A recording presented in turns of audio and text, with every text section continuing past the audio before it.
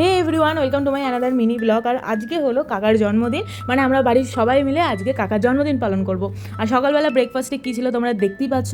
আর তারপর এখানে লাঞ্চেও আমরা ছোটো করে একটু আয়োজন করেছিলাম। লাঞ্চে যেমন 5 রকম মিষ্টি, আরও অনেক খাবার দাবার আর কি কাকার পছন্দের খাবার দাবার বানানো হয়েছিল। আর চিকেনের আইটেম ছিল 2 রকমের, একটা হচ্ছে চিকেন কষা আর একটা হচ্ছে চিকেন ভর্তা, যে দুটো আমি নিজেই করেছিলাম। বাকি সব কিছু মা নিজে একা হাতে সামলেছে, নিজে একা হাতে করেছে।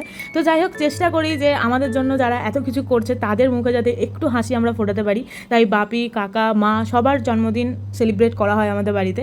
তারপরে ভাই আর আমি বিকালবেলা একটু বাইরে গিয়েছিলাম, আর বাইরে গিয়ে কাশফুলগুলো দেখে এত ভালো লাগছিলো কি বলবো, মানে গ্রামে এলেই এইসব কাশফুল দেখতে পাওয়া যায় আর কি। যাই হোক, তারপর বিকালবেলা একটু ছোটো করে কেক কাটিংয়ের আয়োজন করা ছিল, কেননা এই মানুষগুলো আগে কখনো এই জিনিসগুলো পায়নি।